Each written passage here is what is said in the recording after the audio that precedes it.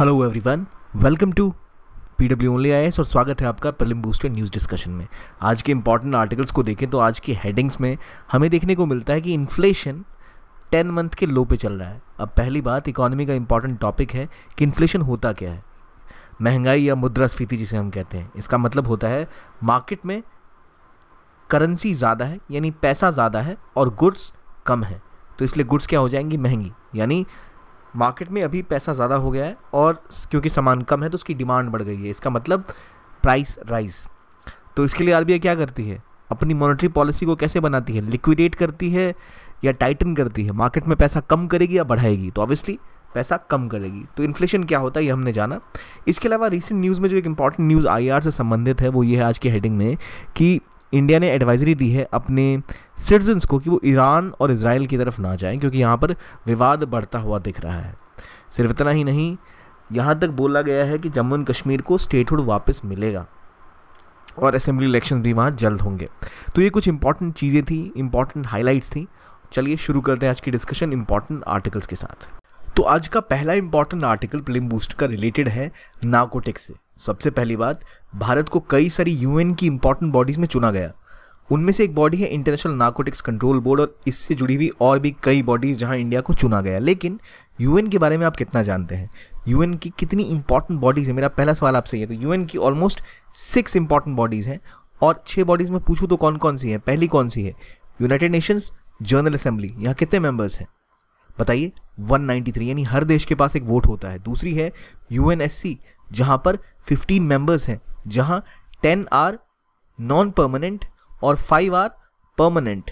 तो जिन्हें 5 permanent bodies हैं जिनके पास वीटो का अधिकार होता है। तो भारत यहाँ पर जगह बनाना चाहता है, इसलिए भारत इनसे लड़ने के लिए एक G4 बनाकर बैठा है to get access into United Nations Security Council. UNSC बनाई गई ताकि कोई भी अगर इमरजेंसी प्रोविजन है, यूनाइटेड नेशंस को कहीं पर तुरंत कुछ काम करना है, जिससे पैलेस्टाइन गाजा में कुछ हो रहा है या कहीं और मुद्दा उखड़ रहा है, तो स्टेट्स साथ आ सके। तो यहाँ पर यूनाइटेड नेशन सिक्योरिटी काउंसिल है।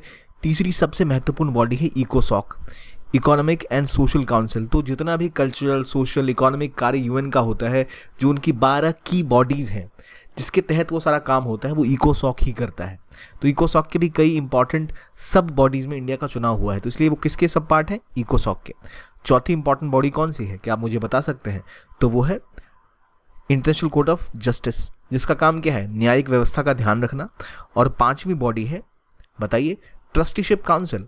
ये असल में एक ऐसी बॉडी है यूएन की जो बिल्कुल अब काम नहीं करती। पहले क्या होता था, कुछ ऐसे देश होते थे, मान लो साउथ सुडान की हम बात कर लें, जिसको चुना गया और बोला गया कि ये वो ऐसी जगह है जहाँ पर यूएन को ध्यान रखना पड़ेगा कि यहाँ कोई विवाद ना हो।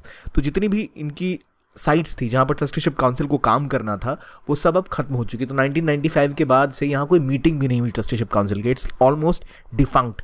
और छठी बॉडी है, इतनी सारी बॉडीज़ जब है तो इसका सारा कामकाज देखना, मीटिंग्स ऑर्गेनाइज करना, ऑडिट करना, इन सब चीज़ों का काम कौन करेगा? तो वो सारा काम करता है सेक्रेटेरिएट। ये इसकी इंपॉर्टेंट छठी प्रिंसिपल बॉडी। हमने समझ लिया 6 की 6। अब आते हैं एक इंपॉर्टेंट बॉडी पर जो है international narcotics control board. Narcotic का मतलब क्या होता है, अफीम या दवा, इससे जुड़ी हुई चीज़ें। जिन दवाओं के साथ आपकी नॉर्मल ड्रग्स, दवाइयाँ बनती हैं, उन्हीं केमिकल्स का इस्तेमाल करके नशीले पदार्थ भी बनाए जाते हैं, जिन्हें हम कहते हैं इलिसिट ड्रग। तो इलिसिट ड्रग को कंट्रोल करना, दुनिया भर में मेडिकल सप्लाईज को सही तरीके से पहुंचाना, ये काम देखने का जिम्मा दिया जाता है इंटरनेशनल नार्कोटिक्स कंट्रोल बोर्ड को, जो यूएन की एक की बॉडी है। इसमें दोबारा इंडिया को री-इलेक्ट किया गया। असल में यहाँ पर जिनको चुना गया वो है जगदीश पवाड़िया। अब जगदीश पवाड़िया जी को यहाँ पे दोबारा चुना गया है और मैक्सिमम वोट इनको यहाँ मिले हैं। ये मैक्सिमम वोट मिलना ये दिखाते हैं कैसे इंडिया की जो अपील है ग्लोबल साउथ में या फिर वर्ल्ड में, जो इंडिया को सपोर्ट करते हैं, इंडिया की जो लेजिटिमेट डिमांड है कि भारत को सिक्योरिटी काउंसिल में एक जगह मिलनी चाहिए, उसको अगेन ये प्रूव करता है कि भारत की इतनी पॉपुलैरिटी है। अब यहाँ जो इलेक्शंस हुए हैं वो हुए इंटरनेशनल नार्कोटिक्स कंट्रोल बोर्ड में। नार्कोटिक्स की बात आते ही आपको ध्यान रखना चाहिए कि भारत के आसपास भी नार्कोटिक्स के कुछ इंपॉर्टेंट गढ़ हैं। अगर मैं इस तरह का मैप बनाऊँ तो यहाँ इंडिया के साउथ ईस्ट में एक है गोल्डन ट्रायंगल, जहाँ बहुत सारा अफीम का उत्पादन होता है। मेरा आपसे सवाल है, गोल्डन ट्रायंगल में 3 कौन से देश हैं? और इंडिया का गुजरात वाला कोस्ट जो है, इसके यहाँ पाकिस्तान के आसपास है गोल्डन क्रेसेंट। गोल्डन क्रेसेंट में भी 3 देश हैं जहाँ बहुत ज़्यादा अफीम का उत्पादन होता है और इसीलिए भारत के जो भी सीमावर्ती क्षेत्र हैं, चाहे वो पंजाब हो या इधर आप नॉर्थ ईस्ट के राज्यों को गिन लें, यहाँ पर बहुत ज़्यादा ड्रग्स रिलेटेड प्रॉब्लम्स आती हैं। तो क्या है गोल्डन क्रेसेंट, गोल्डन ट्रायंगल? तो वो जगह है दुनिया की जहाँ पर सर्वाधिक अफीम का इलीगल उत्पादन होता है। क्रेसेंट मतलब एक चांद होता है। तो यहाँ ऑलमोस्ट 3 जो देश हैं वो कौन कौन से हैं? पाकिस्तान, अफगानिस्तान और ईरान। अब ध्यान रखिए, ईरान, इंडिया में भी बहुत सारा जो अफीम की खेती होती है, लेकिन इंडिया में लीगल खेती होती है जिसका इस्तेमाल दवा बनाने के लिए होता है। गोल्डन ट्रायंगल के जो देश हैं कौन कौन से हैं? म्यांमार, थाईलैंड, लाओस और कभी कभी इसको वियतनाम को भी इसमें जोड़ा जाता है। ये देश हैं जहाँ बहुत ज़्यादा इलीगल अफीम पैदा होता है, तो वहाँ से इंडिया में बहुत सारी ड्रग्स की दिक्कतें आती हैं। इसलिए इंडिया को इस बॉडी में चुनना, और हमें ये भी याद रखना चाहिए कौन कौन सी लोकेशंस हैं जहाँ पर ऐसी चीज़ें पैदा होती हैं। अब क्वेश्चन बन सकता है क्योंकि इंडिया चुनी गई है। इसके अलावा इकोसॉक ने भी और कई अपने 17 जो बॉडीज़ हैं वहाँ इलेक्शन कराए जहाँ पर इंडिया कई जगह जीत के आई है। खास बात यह है, इंडिया जो इस बार जीती वो निर्विवाद जीती है, यानी कोई और इंडिया के खिलाफ खड़ा नहीं हुआ। और जब ऐसी वोटिंग होती है जहाँ आपके खिलाफ कोई खड़ा नहीं होता, उसे कहते हैं इलेक्शन बाय एक्लेमेशन, यानी आप निर्विरोध जीत गए, कोई विरोध में खड़ा नहीं हुआ। इलेक्शन बाय एक्लेमेशन जो इंडिया की जीत हुई वो दर्शाता है। अब यहाँ पर इंडिया में किन किन बॉडीज़ में इंडिया की को चुना गया? तो commission on the status of women, executive board for United Nations children fund, executive board of United Nations development programme, executive board of United Nations entity for gender equality and executive board of the world food programme. तो इन सभी का 2027 तक का जो term है, 2-2 साल के लिए इंडिया को वहाँ चुना गया है। इन जगहों में अगर हम बात करें, पहली इंपॉर्टेंट बॉडी INCB जिसकी मैंने बात की, ये क्या करेगी भाई? इसका काम क्या है? दुनिया में दवा की सप्लाई और ड्रग्स को रोकना, ये इसका काम है। तो जो लोग यहाँ चुने जाते हैं वो कोई आम व्यक्ति नहीं चुने जाते, या तो मेडिकल या फार्माकोलॉजी या फार्मास्यूटिकल्स में जिसका पहले एक्सपीरियंस है उन्हीं को चुना जाता है, और इनको WHO के द्वारा शॉर्टलिस्ट किया जाता है। ये 10 मेंबर चुन के आते हैं और अपनी पर्सनल कैपेसिटी में एज एन एक्सपर्ट वो यहाँ पर कार्य करते हैं। तो मैंने आपको बता दिया इंडिया के आसपास 2 ऐसे रीजन्स हैं, और यहाँ ड्रग्स को रोकना, इसको लेकर क्या पॉलिसी बन सकती है, वहाँ अगर पॉलिसी पर काम हो पाए तो भारत के लिए एक मदद भी हो सकती है। बाकी इंडिया एक फार्मास्यूटिकल्स दुनिया भर का सप्लायर है, pharmacy of the developing world कहा जाता है इंडिया को। तो जो इलिसिट चैनल्स हैं ड्रग्स के, वहाँ पर रोकना, उनको, उनकी बढ़त को रोकना इंडिया के लिए इंपॉर्टेंट है। और अब इंडिया यहाँ चुन के आया तो भारत के लिए हर तरीके से ये इंपॉर्टेंट हो जाता है। बाकी इकोसॉक जैसे मैंने बताया आपकी यूएन की एक प्रिंसिपल बॉडी है, 54 मेंबर्स इसके अंदर होते हैं, और जो इनके रीजनल बॉडीज़ हैं, जो भी इनका काम है वो सब इकोसॉक ही देखती है। तो इकोसॉक की जैसे बॉडीज़ हो गई यूनाइटेड नेशंस, मान लो पॉपुलेशन फंड, यहाँ पर इंडिया अगर चुन के आया तो क्या काम है इसका? तो पहली बात भाई, पॉपुलेशन फंड का काम ये है कि जहाँ पर भी जो प्रोजेक्ट चल रहे हैं किसी इलाके में जनसंख्या नियंत्रण को लेकर, पॉपुलेशन कंट्रोल या फिर रिप्रोडक्टिव हेल्थ को लेकर, या पॉपुलेशन की बेहतरी के लिए, तो वो सब काम देखती है UNFPA जिसमें इंडिया को चुना गया। फिर United Nations office for project services, ये एक एजेंसी है जो इंफ्रास्ट्रक्चर और कुछ प्रोक्योर करना है कहीं पर भेजने के लिए किसी कंपनी का या किसी इंस्टीट्यूशन का, वो सब काम ये देखती है। यूनाइटेड नेशन वुमेन या फिर एंटिटी फॉर जेंडर इक्वालिटी या एम्पावरमेंट ऑफ वुमेन की जहाँ इंडिया को इलेक्ट किया गया है, इसका काम है दुनिया भर में महिलाओं को सशक्त करने में, उनको एम्पावर करने के लिए क्या क्या इंपॉर्टेंट काम किए जा सकते हैं, जैसे कोई की इनिशिएटिव हो गया। तो इन जगहों पर इंडिया को इंपॉर्टेंट सीट मिली है। 2 इंपॉर्टेंट टर्म्स, इलेक्शन बाय एक्लेमेशन में आपको पहला समझा चुका हूँ। यहाँ पर कोई बैलेट वैलेट होता नहीं, निर्विवाद कोई चुन के आ गया, उसे हम कहते हैं इलेक्शन बाय एक्लेमेशन। कासी जुडिशियल बॉडी, अब जैसे हमें पता है जो INCB है ये एक कासी जुडिशियल बॉडी है, यानी एक ऐसी बॉडी है जो कि वैसे तो नॉन जुडिशियल होती है। देखिए, जुडिशियल बॉडी का मतलब होता है जिसका काम होता है जज करना, यानी आप बात करो कोर्ट्स की या जुडिशियल बॉडीज़ की। नॉन जुडिशियल बॉडीज़ वो होती हैं जो कि असल में एडमिनिस्ट्रेटिव बॉडीज़ होती हैं, यानी जिनका काम होता है ये देखना कि भाई, जो मान लो अगर आप एक SP को देख लो तो वो देख रहा है कि राज्य में, इलाके में जो है वहाँ कोई गलत काम ना करे, लेकिन मान लो उन्होंने किसी को पकड़ लिया तो उसके ऊपर फाइन लगाना, या जो वो काम कर रहे हैं छोटे मोटे आरोप अगर उनके ऊपर लगे हैं तो उनको सजा भी दे देना, ये सब कहा जाएगा it's a non judicial body या फिर कासी जुडिशियल बॉडी। एक एडमिनिस्ट्रेटिव बॉडी जिसका काम मुख्य रूप से प्रशासन को देखना है, एडमिनिस्ट्रेशन को देखना है, वो जब छोटी मोटी पेनल्टीज या जुडिशियल काम भी देखने लगे तो उसे हम कासी जुडिशियल बॉडी कहते हैं, जो इंटरनेशनल नार्कोटिक्स कंट्रोल बोर्ड को हम कह सकते हैं जो है। तो हमने समझा यूएन की इंपॉर्टेंट बॉडीज़ कौन कौन सी है, कहाँ कहाँ पर इंडिया को पिक करके चुना गया है और किस तरह चुनाव हुआ, ये हमने समझा। अब यूएन वर्ल्ड फूड प्रोग्राम, इसका काम क्या होगा कि भाई जैसे साउथ सूडान हो गया, कॉन्गो हो गया, अब मान लो म्यांमार हो गया, जहाँ पर फूड की इमरजेंसी आ गई, बहुत दिक्कत है, कहीं गृह युद्ध छिड़ गया, सिविल वॉर, तो उसको रोकने में फूड की सप्लाई पहुँचाना, जैसे अभी गाज़ा में हमने देखा, तो वहाँ पर ये सारा काम कौन देखता है, तो वो यूएन वर्ल्ड फूड प्रोग्राम का काम होता है। ये हमने समझा इसके बारे में। अगला न्यूज़ आ रहा है कैंसर केयर के बारे में। तो IIT बॉम्बे ने एक इनिशिएटिव लिया है कि जिसके तहत वो अब CAR-T सेल थेरेपी करेंगे। कैंसर का इलाज एक बहुत बड़ी समस्या है, दुनिया भर में कैंसर के रोग बढ़ते जा रहे हैं और भारत में भी अब कैंसर बहुत तेज़ी से फैल रहा है। तो इसको रोकने की, एक बीमारी को रोकने की एक तकनीक होती है जिसे हम कहते हैं टी सेल थेरेपी। तो पहली बात हमें ये समझना पड़ेगा कि कैंसर को ट्रीट करने के लिए टी सेल थेरेपी का मतलब ही क्या होता है। तो समझिए पहले कि टी सेल होते क्या हैं। तो आमतौर पे ना हमारी बॉडी में टी सेल एक इम्यून सिस्टम की तरह काम करते हैं। यानी मान लीजिए आपका शरीर है और आपके शरीर पर कोई बाहर से हमला हुआ, तो उसे रोकने के लिए आपके जो अंदर बॉडी के सेल्स होते हैं वो एक तरह का एंटीबॉडी बनाते हैं। बाहर से मान लो कोई चीज़ आई, मान लो आपने कुछ खा लिया, उससे कोई कीटाणु आपके शरीर में घुस गया, तो वो जो घुसा बाहर से उसे कहते हैं एंटीजेन। मतलब बाहर से कोई चीज़ एंटर हुई है, उसे रोकने के लिए आपकी बॉडी एक प्रोटीन प्रोड्यूस करती है एंटीबॉडी, जो उससे जाके लड़ सके। तो ये एंटीबॉडी जो मान लो कोई चीज़ बनाएगी, उसको पहले पता होना चाहिए ना कि बाहर से कोई चीज़ घुसी है, उसको रोकना है, हमें अपने आप को स्ट्रांग बनाना है। तो ये सारा काम करता है टी सेल। टी सेल का काम ही ये होता है कि अगर कोई बाहर से आक्रमण हो तो टी सेल आपकी बॉडी में उससे लड़ने के लिए आपकी फोर्स तैयार करता है, डिफेंस तैयार करता है बॉडी को इन्फेक्शन से लड़ने के लिए। तो जब यहाँ पर होता है कि टी सेल्स ऐसे सेल्स होते हैं जो कि कहते हैं कि भाई उठ जाओ, अब हमें लड़ने की तैयारी करनी है।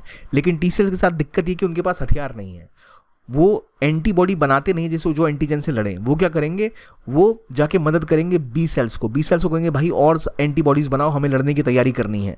और एक तरफ जाके कहेंगे कि भाई यहाँ से जो दरवाज़ा है इसको बंद करो, क्लोज द गेट, हमें एंट्री रोकनी है। तो हमारे कुछ इम्यून रिस्पॉन्स को रोकेंगे और बाहर वालों को लड़ने की तैयारी करेंगे।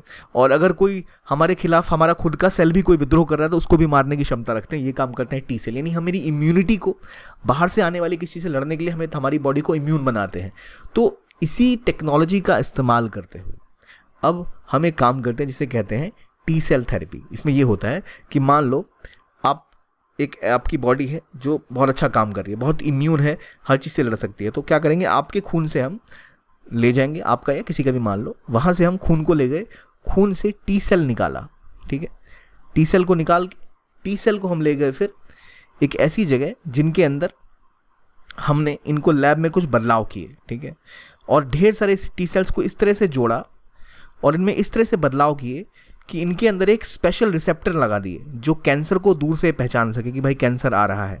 जैसे हमने यहाँ देखा था कि टी सेल बताता है कि कोई खतरा आ रहा है, तो इनको अच्छे से ट्रेन किया जा रहा है एक तरह से कि भाई कोई आने वाला है बाहर से, अगर कोई कैंसर वैंसर आता है तो इसके लिए इसे कहते हैं chimeric antigen receptor, CAR, chimeric antigen receptor. इसमें तैयार किया जाता है कि बाहर से कोई एंटीजन घुसेगा तो भाई आपको सिग्नल ऑन कर देना है कि बाहर से कोई आ रहा है। इसको फिर लैब में हम ग्रो करेंगे, ढेर सारी टी सेल्स बनाएंगे, बदलाव करने के बाद, इनकी जीन में बदलाव करने के बाद फिर उसको हम डालेंगे किसी व्यक्ति के खून के अंदर और वो उसके खून में जाकर मिक्स हो जाएगा और फिर वो ढेर सारे ऐसे टी सेल बनाएगा जो मॉडिफाइड हैं, जो बिल्कुल तैयार हैं कि भाई कैंसर जैसे ही घुसे हमला कर देना है।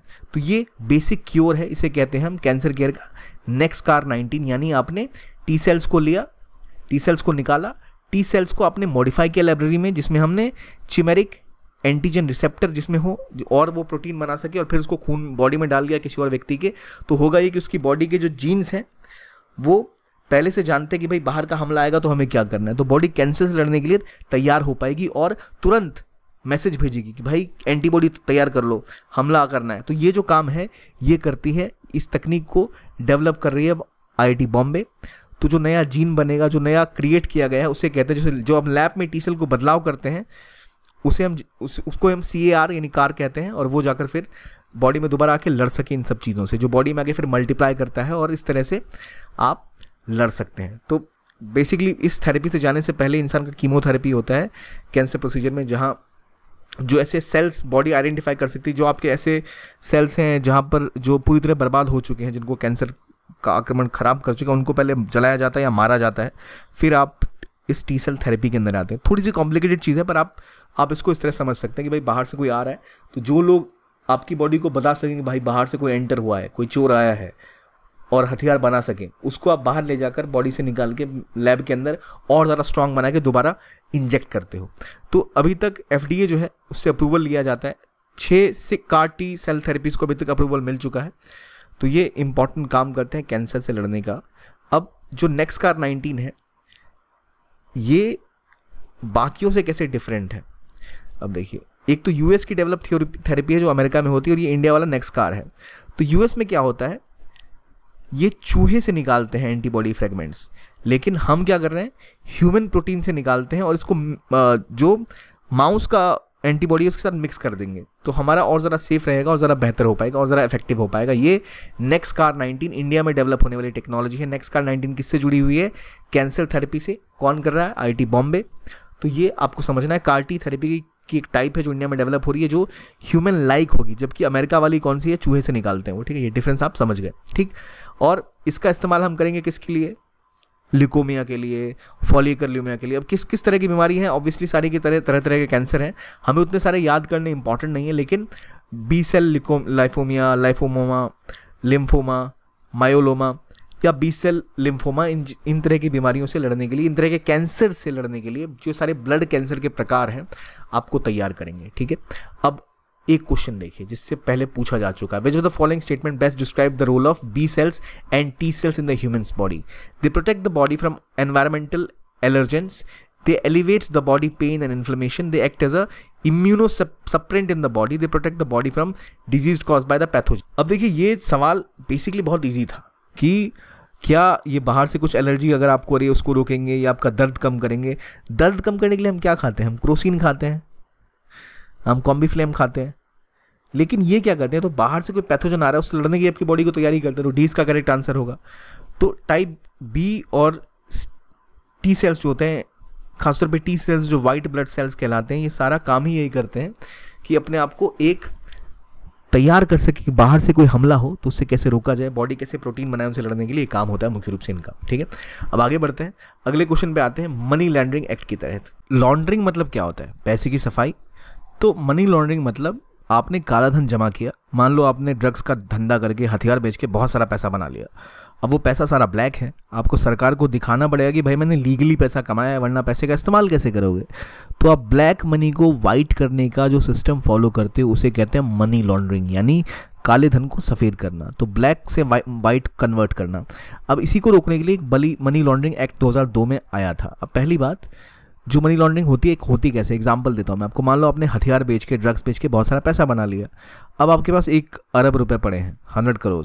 अब आप क्या करोगे? ढेर सारे बोलोगे मैंने एक न्यूज़पेपर स्टार्ट कर लिया, ये न्यूज़पेपर 1 करोड़ रुपए के अखबार में रोज़ बेचता हूँ, जबकि अखबार आपका बिकता नहीं है, वो सब जाली आप सेल दिखा रहे हो, और आपने दिखा दिया कि भाई मैंने इतने अखबार बेच के इतना प्रॉफिट कमा लिया, जबकि आपने अखबार पब्लिश भी नहीं किया है। या फिर आपने ढेर सारे आउटलेट्स खोल लिए किसी सामान को बेचने के लिए, जबकि आपने कोई सामान बेचा ही नहीं, सिर्फ कागज़ों पर वो दिखा के और प्रॉफिट दिखा दिया और आपके पास 100 करोड़ रुपए आ गए। तो ये तरीका है मनी लॉन्ड्रिंग का। तो इसे रोकने के लिए PMLA के अंतर्गत एक एजुकेटिंग अथॉरिटी होती है। जो चीज़ न्यूज़ में आई है वो क्या है कि एजुकेटिंग अथॉरिटी जो आती है इसके अंतर्गत, उसने नेशनल हेराल्ड जो न्यूज़पेपर है उसकी एक संपत्ति जो लगभग 750 करोड़ की थी उसको अटैच कर लिया है। अभी अटैच करने का मतलब क्या होता है, ईडी मतलब क्या होता है, पहले ये समझते हैं। देखिए जो PMLA है, PMLA मतलब prevention of money laundering act, इसके अंतर्गत एक सेक्शन होता है, सेक्शन 5। ये पावर देता है कि कोई भी अगर प्रॉपर्टी है जो कि माना जा रहा है कि भाई इस प्रॉपर्टी का इस्तेमाल करके काले धन को सफ़ेद बनाने की कोशिश की गई, तो उसको अटैच किया जा सकता है। अटैच करने का मतलब प्रॉपर्टी अब पहुंच गई है एनफोर्समेंट डायरेक्टरेट के पास, ईडी के पास, अब वो उसको कंट्रोल करेंगे, आपके पास से वो प्रॉपर्टी चली गई। तो 180 दिन के अंदर जो एजुकेटिंग अथॉरिटी होती है उसको कंफर्म करना होता है कि भाई ये जो आपने संपत्ति किसी की अटैच करी थी ये सही में एक ऐसी प्रॉपर्टी जिस पर शक किया गया है जो कि शायद गलत तरीके से, जिससे मनी लॉन्ड्रिंग हुई है। अगर आपने 180 दिन के अंदर किसी एजुकेटिंग अथॉरिटी ने नहीं बोला कि हाँ ये सही है, तो वरना वो चीज़ वापस मिल जाती है। तो अभी अटैच किया और 180 दिन के अंदर जो एजुकेटिंग अथॉरिटी है जिसको सेंट्रल गवर्नमेंट भेजती है चुन के, उसने बोल दिया है हाँ, तो ये प्रॉपर्टी आ गई है अब ईडी के पास। जब तक ये एजुकेटिंग अथॉरिटी नहीं बोलते कि हाँ बिल्कुल सही है, सही निर्णय लिया गया, तब तक अथॉरिटी जो ईडी है उसके पास पावर फिर खत्म हो जाती है। ठीक है, अब देखते हैं क्या कहानी है। अब देखिए, जब तक मान लो ईडी, एनफोर्समेंट डायरेक्टरेट का नाम आपने बहुत सुना होगा, कि उन्हें अगर लगता है कि मनी लॉन्ड्रिंग हो रही है तो किसी प्रॉपर्टी को वो पोजेशन में ले सकते हैं, और पोजेशन में लेने के बाद अब मान लो आपका घर है तो आपका घर उनके कब्जे में आ गया, आप उसमें घुस नहीं सकते जब तक कि ट्रायल कंप्लीट नहीं होता। एक बार ट्रायल कंप्लीट हो जाए और कंफर्म हो जाए तो ईडी आपको कहेगी भाई घर खाली कर दो, अपना सामान निकाल लो यहाँ से, और अब ये हमारे पोजीशन के अंदर आ गया। और एक बार कन्विक्शन हो गया, मतलब बोल दिया कि हाँ सही में ऐसा कुछ हुआ है, तो पूरी की पूरी जो प्रॉपर्टी की राइट है वो सरकार के पास चली जाती है। पहले ईडी वाले को लगा कि भाई दिक्कत है, उन्होंने बोला कि भाई हम कोई ये पोजीशन में चाहिए, ये हमारे पास आएगी संपत्ति, इस पे काला धन का कुछ काम हुआ पड़ा है, तो ये जो प्रॉपर्टी है ये आपके लिए आउट ऑफ बाउंड्स हो जाएगी, अपने घर में आप आ नहीं सकते, जा नहीं सकते। लेकिन अगर एक बार कंफर्म हो गया तो ईडी आपको ये भी कह सकती है कि भाई अपना सारा सामान निकालो यहाँ से, खाली करो, प्रॉपर्टी हमारी है। और एक बार कन्विक्ट हो गया कि हाँ आप काले धन में संलिप्त, तो प्रॉपर्टी को वो बेच भी सकते हैं, अधिकार आ जाता है सेंट्रल गवर्नमेंट के पास। अब अपील करने कहाँ जाओगे आप, तो पहले अपील करने जाया जाता है एजुकेटिंग अथॉरिटी के ऑर्डर के खिलाफ आप जाते हैं एपेलेट ट्रिब्यूनल में, और उसके बाद आप जा सकते हो हाई कोर्ट में। तो ये सिस्टम है। अब पहली बात कि करता कौन है इसको, जो प्रॉपर्टी है उसको कंट्रोल या सब, तो ये करते हैं डायरेक्टर ऑफ एनफोर्समेंट, जिसे आप ईडी वाले डायरेक्टर के नाम से भी जानते हो। तो एनफोर्समेंट डायरेक्टरेट किस मिनिस्ट्री के अंतर्गत आती है, तो ये आती है department of revenue, ministry of finance के अंतर्गत। इनके डायरेक्टर चुने कैसे जाते हैं, तो बिल्कुल ये असल में जो सेंट्रल विजिलेंस कमेटी का एक्ट है उसके अंतर्गत चुना जाता है।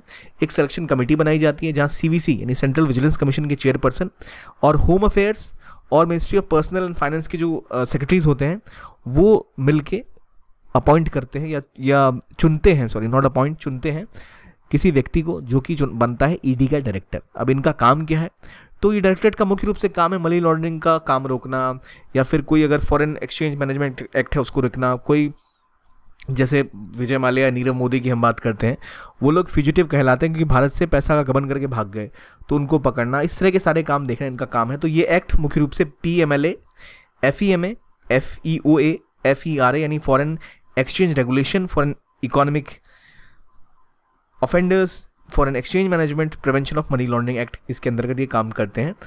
तो ये स्मगलिंग का एक्ट हो गया, कॉफे पोसा, इन सब को देखना काम होता है एनफोर्समेंट डायरेक्टरेट का। ये हमने समझा ईडी के बारे में क्या क्या काम होता है, कौन सी मंत्रालय के अंतर्गत ये आते हैं। आपसे पूछा जा सकता है किस मिनिस्ट्री के अंतर्गत आते हैं, तो मिनिस्ट्री ऑफ फाइनेंस की डिपार्टमेंट ऑफ रेवेन्यू। कौन चुनता है, कमेटी में कौन से मेंबर होते हैं, कि प्राइम मिनिस्टर के मेंबर होते हैं चुनने वाली कमेटी के, तो नहीं। किस एक्ट के तहत चुना जाता है, तो CVC एक्ट के तहत चुना जाता है। याद रखिए ये news, ED as a body बहुत टाइम से न्यूज़ में है, तो हमें इसके बारे में पता होना बहुत ज़रूरी हो जाता है प्रीलिम्स के पर्सपेक्टिव से। आगे बढ़ते हैं और अब बात करते हैं इसरो की। तो इसरो ने एक और बड़ा कदम उठाया है जीरो डेब्री की तरफ। जीरो डेब्री मतलब आसमानी कचरा खत्म करो। आसमान में बहुत सारी सैटेलाइट्स जा रही हैं, कुछ सैटेलाइट्स पुरानी होकर काम करना बंद कर देती हैं, तो वो मलबा या कचरा छोड़ जाती है, जिसे हम कहते हैं डेब्री। तो मलबा जो अंतरिक्ष में है वो बढ़ता ही जा रहा है, धरती के आसपास इतने सारे सैटेलाइट हैं, तो उनका जो मलबा है वो भी हमारे आसपास फैलता रहेगा, उससे नई अगर कोई सैटेलाइट जाएगी वो टकरा जाएगी, स्पेस में कचरा बढ़ता ही चला जाएगा। तो इसको हटाने के प्रयास लगातार हो रहे हैं, और इसरो ने हाल में एक बहुत अच्छा कदम उठाया। उनका जो एक नया रिसेंटली एक्सपोसैट मिशन गया था, या PSLV C58 मिशन जो गया था, इसमें एक खास काम ये किया था कि PSLV ऑर्बिटल एक्सपेरिमेंटल मॉड्यूल 3 जो था वो दोबारा वापस धरती की कक्षा में आया और पैसिफिक में जाके गिराया गया। तो इससे हुआ ये कि वो अंतरिक्ष में नहीं रहा, वापस धरती की कक्षा में वापस आके आपके पैसिफिक ओशन में गिर गया। तो आपने उसको री एंटर करा दिया अर्थ के एटमॉस्फेयर में, अर्थ से बाहर गया, फिर घूम के वापस आगे अपना काम करने के बाद, और आपके ओशन में आगे गिरा, जहाँ से आप उसको फिर प्रोक्योर भी कर सकते हो, और जो मलबा है उसमें रिडक्शन होगा, वो अंतरिक्ष में रह जाता तो उससे मलबा बढ़ता। तो वो एक इंपॉर्टेंट स्टेप है कि जो हम दुनिया में अब डेब्री घटाना चाहते हैं उसकी ओर। तो PSLV का क्या था, ऑर्बिटल एक्सपेरिमेंटल मॉड्यूल पोएम 3। तो असल में ये एक प्लेटफॉर्म था जिसको डेवलप किया था विक्रम साराभाई स्पेस सेंटर के द्वारा। यहाँ पर एक एक्सपोसैट सैटेलाइट हमने अंतरिक्ष में छोड़ी, और इसको पहले मैन्यूवर करके धरती के एटमॉस्फेयर के पास लाया गया, फिर ये अपने काम जब पूरे हो गए तो धरती में वापस आ गया, और इससे हमने दिखाया कि कैसे आप स्पेस की डेब्री को मैनेज कर सकते हो और एक सस्टेनेबल एक्सप्लोरेशन फॉलो कर सकते हो। यानी मान लो अभी SpaceX जो स्पेस की एजेंसी है, एक प्राइवेट एजेंसी जिसको इलॉन मस्क चलाते हैं, वो पूरे धरती के चारों तरफ सैटेलाइट बहुत सारे खड़े कर चुकी है, और उससे वो इंटरनेट देते हैं। आपका काम है मुझे बताना कि उस कंपनी का नाम क्या है, SpaceX की उस यूनिट का नाम क्या है जो कि वो इंटरनेट को बीम करता है। अब इतनी सारी सैटेलाइट धरती को घेर के खड़ी होगी लो अर्थ ऑर्बिट में, तो बहुत सारा मलबा जमा हो जाएगा। तो उसकी ओर देखते हुए बहुत अच्छा कदम है, जिससे अंतरिक्ष में मलबा कम होगा। अब इसको लेकर अभी कोई इंटरनेशनल लॉ नहीं है कि हमें इसको ऐसे करके रखना है, लेकिन कई ऐसे गाइडलाइंस हैं जो UN ने दिए थे कि भाई अगर आप अंतरिक्ष में जाते हैं तो आपको मलबा नहीं छोड़ना है, कम रखना है। तो इसको लेकर कई सारी स्पेस एजेंसीज ने कई सारे प्रोग्राम लॉन्च किए हुए हैं, जैसे नासा का ऑर्बिटल डेब्री प्रोग्राम 1979 से चल रहा है, उसको कम करने के लिए। ESA ने अपना जीरो डेब्री चार्टर लॉन्च किया कि 2030 तक वो जीरो स्पेस डेब्री का अपना जो ऑब्जेक्टिव है उसको पूरा करेंगे, जब जाएंगे तो कोई डेब्रे छोड़ के अंतरिक्ष में नहीं आएंगे। जापान ने एक CRD-2 का कमर्शियल रिमूवल दिखाया कि भाई कैसे आप अंतरिक्ष से हटा सकते हो। इसरो का खुद एक नेत्र 2 है। नेत्र 2 क्या है? प्रोजेक्ट नेत्र। प्रोजेक्ट नेत्र के अंदर ये एक अर्ली वार्निंग सिस्टम है कि अंतरिक्ष में अगर कोई इनकी सैटेलाइट जा रही है तो वो पहले डिटेक्ट कर पाएगी कि भाई बाहर से कोई कचरा या कोई मलबा आके टकराने वाला है, तो इंडियन सैटेलाइट पता लग जाएगा अच्छा इतनी दूर है, हम मैन्यूवर करके उसके नीचे से गुजर जाएं ताकि हमारी सैटेलाइट बर्बाद ना हो। इसके अलावा इसरो का एक और मिशन इंपॉर्टेंट है, space situational awareness control centre, ताकि कोई कोलिजन ना हो, कोई ऐसे सैटेलाइट जो बेकार पड़ी उससे ना टकरा जाए। इस तरह के काम भी इसरो ने किए हैं और अब इसरो अब अपने नए तरीकों से उनको री एंटर करा के अर्थ में डेब्री को कम करने के लिए भी काम कर रहा है। चाइना ने भी अपना debris removal through spacecraft launch किया था, सोलर सेल्स ये शुरू कर दिया। तो हर जो इंटरनेशनल बॉडी है इसके ऊपर काम कर रही है, लेकिन इसरो का जीरो डेब्री माइलस्टोन है बहुत बड़ा, क्योंकि इससे कोई डेब्री अंतरिक्ष में क्रिएट नहीं हुआ। अब अगला question, revision of India Mauritius tax treaty. जैसे हमने बताया मनी लॉन्ड्रिंग करने के लिए लोग आप पैसा घुमाते हो, ब्लैक से वाइट बनाते हो। इसके अलावा मान लो आप एक बिजनेस मैनेजर की बिजनेस बहुत जगह फैले हुए हैं और आपको पता लगे कि इंडिया में 33% टैक्स आपको देना पड़ता है, लेकिन अगर आप एक दूसरे देश मॉरिशस में जाके अपनी कंपनी को खोलो और वहाँ से भारत के साथ व्यापार करो, सारा कुछ आपका इंडिया में मैन्युफैक्चर हो, सारी कंपनी इंडिया में लगी हो, लेकिन आपका ऑफिस जो है मॉरिशस में हो, तो आपको मॉरिशस में टैक्स देना है, जहाँ के टैक्स परसेंट मात्र 2% टैक्स है। तो आप सोचोगे क्यों ना मैं यहाँ कंपनी खोल लूँ, ऑफिस यहाँ खोल लूँ, बाकी सब कुछ इंडिया से रन करूँ, तो कोई टैक्स मुझे देना नहीं पड़ेगा। इसलिए अगर आप देखो तो भारत में जो FDI आता है उसमें USA के अलावा मॉरिशस और लग्जमबर्ग जैसी छोटी छोटी कंट्रीज़ का भी नाम आता है, जहाँ से बहुत सारा FDI इंडिया में आ रहा है। तो वहाँ तो इतने करोड़पति है नहीं, तो भारत में हो क्यों रहा है इतना इन्वेस्टमेंट? तो असल में इसलिए होता है क्योंकि उन कंट्रीज़ के साथ इंडिया का होता है एक double tax avoidance agreement, DTAA। तो DTAA क्या होता है? DTAA के अंतर्गत मान लो एक कंपनी है जो इंडिया में, जो मान लो मॉरिशस में उसका ऑफिस है, वो मॉरिशस में टैक्स भरती है, उसकी सब्सिडरी इंडिया में भी है जहाँ से वो इंडिया में बिजनेस करती है, लेकिन अब उस कंपनी को मॉरिशस में भी टैक्स देना पड़ता है, इंडिया में भी टैक्स देना पड़ता है, तो उनको डबल टैक्स देना पड़ जाता है, तो कंपनी को कोई फायदा नहीं हो पाता। तो ऐसी कंट्रीज आपस में एक डबल टैक्सेशन अवॉइडेंस एग्रीमेंट करती है, जिसके तहत एक कंपनी को 2 बार टैक्स ना देना पड़े। कहा ही जाता है कि चलो कोई कंपनी अगर इंडिया में है और मॉरिशस में बिजनेस करती है तो उसको इंडिया में उसने टैक्स दे दिया तो काफ़ी है, मॉरिशस में जो उसकी सब्सिडरी है वो पूरे बिजनेस का टैक्स नहीं देगी, वो कुछ हिस्से का ही टैक्स देगी। तो इससे होता है कि ड्यूटी बेनिफिट मिलती है कंपनीज़ को, लेकिन इसका गलत इस्तेमाल बहुत ज़्यादा होता है। तो इसी को रोकने के लिए अब इन दोनों देशों ने एक प्रिंसिपल पर्पस टेस्ट किया है, जिसके तहत ये बताया गया है कि अगर कोई कंपनी सिर्फ इसीलिए ऑपरेट कर रही है कि उसको टैक्स का बेनिफिट मिल सके, तो ये ट्रीटी का नियम उसके ऊपर अप्लाई नहीं होगा, तब उनको दोनों जगह टैक्स देना पड़ जाएगा। तो नॉर्मली मॉरिशस, लग्जमबर्ग आप देखें टॉप 4 में आते हैं, जहाँ खुद उतनी बड़ी देश नहीं है, इकोनॉमी नहीं है, तो इसलिए रहते हैं क्योंकि वहाँ इंडिया का डबल टैक्स अवॉइडेंस एग्रीमेंट है, तो कंपनियाँ टैक्स बचाने के लिए वहाँ जाती हैं। तो यूएस में तो चलो, सिंगापुर में तो बहुत सारी कंपनियाँ हैं ही, तो उसी को ध्यान में रखते हुए ये चीज़ की गई। तो डबल टैक्स अवॉइडेंस एग्रीमेंट क्या होता है? 2 देशों के बीच का ऐसा एग्रीमेंट जिसके तहत 2 देशों में कैपिटल इन्वेस्टमेंट बढ़े, ट्रेड बढ़े, इसको ध्यान में रखते हुए ये नियम किया जाता है कि इकोनॉमिक एक्टिविटीज़ अगर हो रही हैं तो 2 बार टैक्स ना देना पड़े। लेकिन अब ये रिविजन किया गया इंडिया मॉरिशस टैक्स ट्रीटी में, ताकि कोई ऐसी कंपनियाँ जो इस लूपहोल का फायदा उठाने के लिए जाना चाहती है उनको रोका जा सके। तो DTA जब साइन किया जाता है, होता है कि टैक्स की डिडक्शन बार बार नहीं होती कि आप मॉरिशस में भी दे रहे हो फिर इंडिया में भी दे रहे हो, तो कई चीज़ों में रिबेट मिलती है, तो इसलिए ये काम किया गया। लेकिन अब इंडिया को लग रहा है कि बहुत सारा पैसा घूम के आ रहा है, टैक्स बचाने की, टैक्स चोरी करने की कोशिश से आ रहा है, तो इसीलिए ये अमेंडमेंट किया है भारत ने अपनी इस ट्रीटी के साथ जो मॉरिशस के साथ थी, ताकि जो ट्रीटी का अब्यूज़ होता है उसको रोकने के लिए इंडिया तैयार रहे। तो BEPS एक फ्रेमवर्क है, यानी base erosion and profit shifting. Base erosion profit shifting, इसका मतलब ये होता है कि आपको लग रहा है ना जहाँ कि भाई यहाँ मैं अगर प्रॉफिट दिखाऊंगा तो ज़्यादा टैक्स देना पड़ जाएगा, तो उसको छुपाने के लिए आप किसी और देश में दिखाओ कि मेरा सारा प्रॉफिट वहाँ हो रहा है और मेरा ऑफिस तो कहीं और है, तो मैं उस देश के हिसाब से टैक्स दूंगा। तो OECD का ये असल में एक प्रोग्राम है, OECD BEPS, जिसके तहत दुनिया में ऐसे चीज़ों को कम करना की कोशिश की गई है। जैसे फेसबुक या मल्टीनेशनल कंपनी जैसे टैक्स अपने बचाने की कोशिश ना करें, तो उससे अलाइनमेंट इंडिया का दिखाती है। तो ये डबल टैक्स अवॉइडेंस क्या होता है, क्या चेंजेस किए गए हमने समझा, और क्यों इंपॉर्टेंट है ये भी हमने जाना, और ये बहुत ज़रूरी है कि हम इसको रोकें, इस लूपहोल का फ़ायदा कंपनियां ना उठाएं, ताकि वो टैक्स देने से बचने का अपना जो एक काला जाल है उसको पूरा ना कर पाएँ। अब कुछ सवाल आपसे। इंटरनेशनल नार्कोटिक्स कंट्रोल बोर्ड 2001 में स्टैब्लिश हुआ है। डायरेक्टरेट ऑफ इन्फोर्समेंट जो है administrative control ministry of home affairs के अंतर्गत आता है। PSLV एक्सपेरिमेंटल मॉड्यूल 3 ये विक्रम साराभाई स्पेस सेंटर द्वारा डेवलप किया गया था। प्रोजेक्ट नेत्र एक अर्ली वार्निंग सिस्टम है। DTA shift profit from higher tax to lower tax jurisdiction और नो टैक्स लोकेशन का जो प्लानिंग होती है उसका अवॉइडेंस एग्रीमेंट होता है। अब मुझे बताइए क्या सही है क्या गलत है। अब बेसिक आप आई होप आपने सारे अपने कमेंट सेक्शन में लिखिए इसका सही आंसर क्या है, पॉज करके, और मैं अब एक बार आपको आंसर्स बताता हूँ। पहला फॉल्स है, दूसरा भी फॉल्स है, रेवेन्यू के अंतर्गत आता है, तीसरा सही है, चौथे की बात करें ये भी सही है, और पांचवा गलत है क्योंकि ये एग्रीमेंट 2 देश करते हैं ताकि इन्वेस्टमेंट बढ़े, कैपिटल प्रोडक्शन हो, तो इन सभी को ध्यान में रखते हुए इसे लॉन्च किया जाता है। तो ये तो था आज का सेशन। आई होप आपने सारे क्वेश्चन सही किए होंगे और आपको कुछ चीज़ें पता भी लगी होंगी। इसके अलावा अगर आप और ऐसा PDF चाहते हैं तो हमारे टेलीग्राम चैनल PW ओनली ऐसा ऑफिशियल को ज्वाइन कर सकते हैं, या तो इस QR कोड को स्कैन कर सकते हैं। तो आज के वीडियो के लिए इतना ही। देखने के लिए बहुत बहुत धन्यवाद। Keep on watching PW only IAS।